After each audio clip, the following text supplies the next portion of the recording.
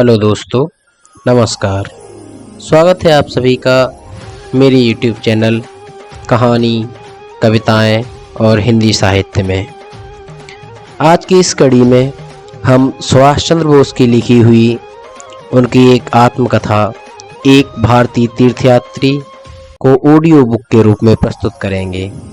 हम इस किताब को पार्ट्स के हिसाब से प्रस्तुत करेंगे।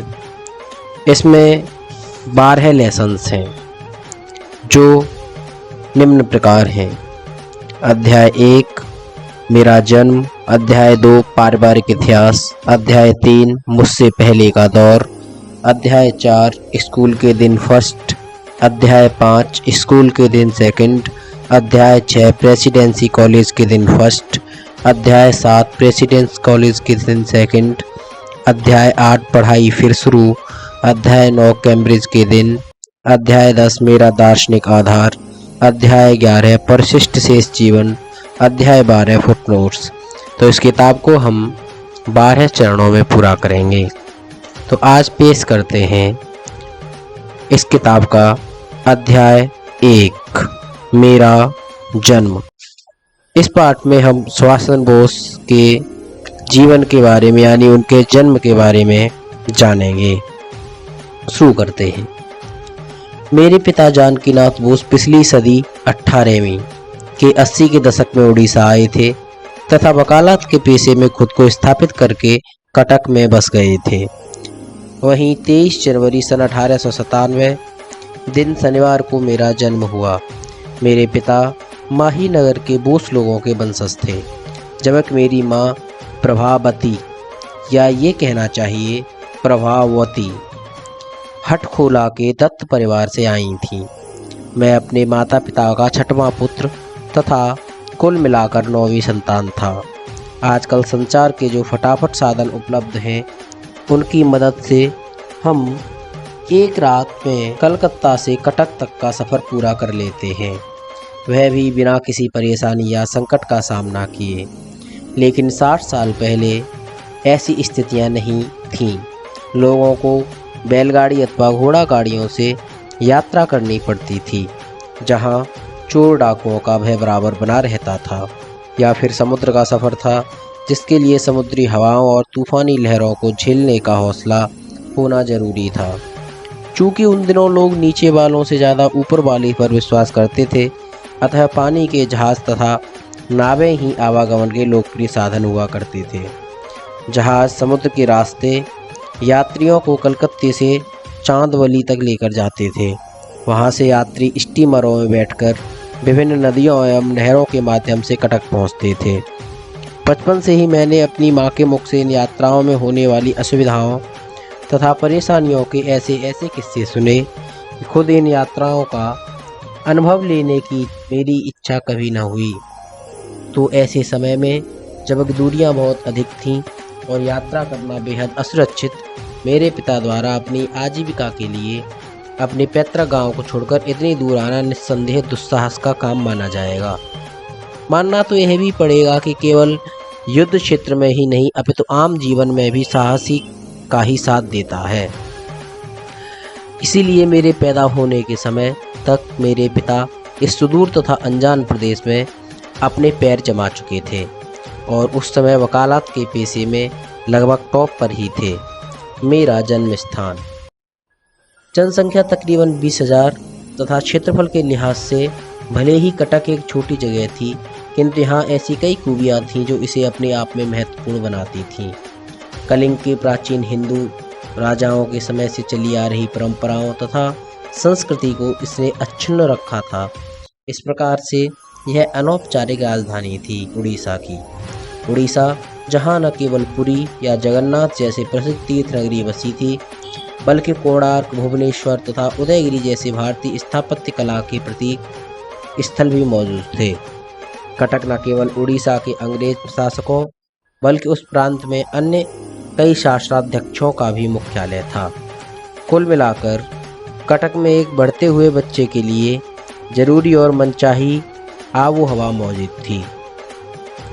यह एक ऐसी जगह थी जहां आप शहरी जीवन का लुत्फ उठाने के साथ साथ सुदूर अंचलों में भी शांति व नैसर्गिकता का भी आनंद पा सकते थे। हमारा परिवार। हमारा जो परिवार था वह बहुत अमीर तो नहीं था, पर मैं उसे एक खाता पीता मध्यम वर्गीय परिवार अवश्य मानूंगा, और इसीलिए मुझे कभी भी किसी भी किस्म के अभाव का सामना नहीं करना पड़ा। गरीबी क्या होती है यह मैंने नहीं जाना, और यही कारण रहा कि मैं स्वार्थ, लालच तथा और अन्य बुराइयों के चंगुल में फंसने से बच गया, जो कि शुरुआती जीवन में अभावों तथा दरिद्रता का सामना करने के कारण व्यक्ति के चरित्र में प्रवेश कर जाती है। लेकिन मैंने कभी हमारे घर में उस तरह का वैभव या शाहीपना भी नहीं देखा जो अच्छे खासे संभावनाशील मनुष्यों को पतन के मार्ग पर डाल देता है, या उनमें खुद को दूसरों से श्रेष्ठ समझने की अहंकारी वृत्ति पैदा कर देता है। इसके विपरीत मेरे माता पिता ने अपने संसाधनों का समुचित प्रबंध करते हुए अपने बच्चों की परवरिश में यथासंभव सादगी बरती, और मैं उनके इस तरीके का समर्थन करता हूँ। बचपन के शुरुआती दिन। अपने बारे में जो सबसे पुराना ख्याल मुझे आता है वह है खुद को पूरी तरह गैर महत्वपूर्ण या अनुपयोगी मानने का एहसास। इसके लिए कुछ हद तक मेरे माता पिता का व्यवहार भी उत्तरदायी था। मेरे माता पिता आमतौर पर अपने आप में सीमित या व्यस्त रहने वाले व्यक्ति थे। मुझे उनकी वह रिजर्वनेस जानबूझकर ओढ़ी हुई सी भी मालूम होती थी कभी कभी, तथा अपने बच्चों से एक सम्मानजनक दूरी बनाकर रखने के पक्षधर थे। कुछ पैसे की व्यस्तताओं के चलते तो कुछ जनसेवा के कार्यों के कारण उनके पास अपने परिवार के लिए अधिक समय नहीं होता था। जो थोड़ा सा समय भी निकालते थे वह उनके बच्चों की बड़ी संख्या के हिसाब से बटकर ऊंट के मुंह में जीरे के समान रह जाता था। बच्चों में जो सबसे छोटा होता था वह निस्संदेह उनके अतिरिक्त स्नेह का भागी बनता था, किंतु जैसे ही परिवार में एक और नन्हा मेहमान आता वैसे ही पहले वाले के अतिरिक्त स्नेह में कटौती हो जाती। जो बड़े बच्चे थे उनके लिए यह तय कर पाना बेहद मुश्किल होता था कि पिता उनमें से किए ज़्यादा चाहते थे, क्योंकि पिताजी हर हाल में पूरी तरह निष्पक्ष नज़र आने की अपनी कोशिशों के चलते किसी के भी प्रति विशेष अनुराग प्रदर्शित करने से हिचकिचाते थे। फिर उनकी भीतरी भावनाएं चाहे जैसी भी रही हों, और मेरी माँ, हालांकि पिता की तुलना में वे कहीं अधिक खुलकर अपना अनुराग प्रदर्शित करती थीं, और अधिकांश मौक़ों पर उनके झुकाव को आसानी से भांपा जा सकता था, किंतु इतने सारे बच्चों को संभालते संभालते वे भी हैरान परेशान हो जाती थीं। इसमें कोई शक नहीं कि घर में उनका ही राज चलता था। पारिवारिक मामलों में उनके निर्णय ही अंतिम माने जाते थे। वे एक बेहद मजबूत इच्छा शक्ति वाली महिलाएं थीं, और यदि उनके इसके साथ ही हालात को ठीक ठीक समझने की उनकी काबिलियत तथा भली भांति विकसित सहज बोध को भी ख्याल में ले लिया जाता तो यह समझना आसान हो जाएगा कि घरेलू मोर्चे पर उनकी कैसी बादशाहत रही होगी। बावजूद इसके कि बचपन से ही अपने माता पिता के प्रति मेरे मन में सम्मान की भावना रही, मैंने हमेशा उनके और ज़्यादा करीब रह पाने की चाहत की। मुझे एक अंतरंग संबंध की दरकार थी उनके साथ, और इसीलिए मैं चाहकर भी खुद को उनके बच्चों की किस्मत से रश्क करने से रोक नहीं पाता। जिसके अपने माता पिता के साथ दोस्ताना संबंध थे, शायद वह चाहत मेरी भावुक और संवेदनशील प्रकृति के कारण थी, लेकिन माता पिता का व्यवहार इकलौता कारण नहीं था। खुद को गैर महत्वपूर्ण मानने के पीछे इतने सारे बड़े भाई बहनों की उपस्थिति ने भी मेरे इस एहसास को विकसित करने में भूमिका निभाई थी। लेकिन जो भी हुआ वह शायद मेरे अच्छे के लिए ही था। मेरे जीवन की शुरुआत स्वयं के अपर्याप्त होने के बोध के साथ हो रही थी, इस एहसास के साथ कि मुझे भी स्वयं को उस स्तर पर ले जाना होगा जहाँ कि मेरे अग्रज पहुँच चुके हैं। अब कोई इसे अच्छा कहे या बुरा, किंतु इसी बोध ने मुझे अति आत्मविश्वास या स्वयं के प्रति निश्चिंतता से बचाए रखा। मैं कोई पैदाइशी जीनियस नहीं था, किंतु इसी एहसास से कमतरी के चलते मैंने कठोर परिश्रम से इसकी भरपाई करना सीखा। मेरे अवचेतन में कहीं ना कहीं यह बात मौजूद थी कि एक औसत प्रतिभा वाले व्यक्ति के लिए श्रम तथा सद्भाव जैसे गुण ही सफलता की सीढ़ी बन सकते हैं। एक बड़े परिवार का हिस्सा होना कई मायनों में नुकसानदायक होता है। आपको वह तवज्जो नहीं मिल पाती जिसकी कि छोटी उम्र में बहुत ज़रूरत होती है। कई बार तो आप भीड़ में गुम से हो जाते हैं, जिसके चलते आपके व्यक्तित्व का विकास प्रभावित होता है। हालांकि बड़े परिवार के कुछ लाभ भी होते हैं। आप अपने भीतर सामाजिकता विकसित होती हुई पाते हैं। आत्म केंद्रित रहने तथा बड़े बुजुर्गों के साथ अभद्रता करने जैसी बुराइयों पर नियंत्रण रहता है।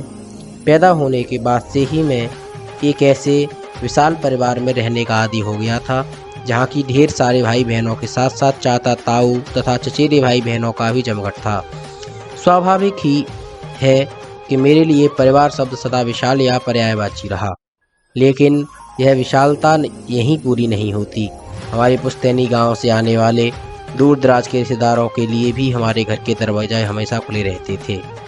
अतिथि देवो भव की चिरकालीन भारतीय परंपरा की तर्ज पर कटक आने वाला कोई भी सम्मानीय व्यक्ति परिचित अथवा अपरिचित हमारे घर आकर हमारे साथ रह सकता था।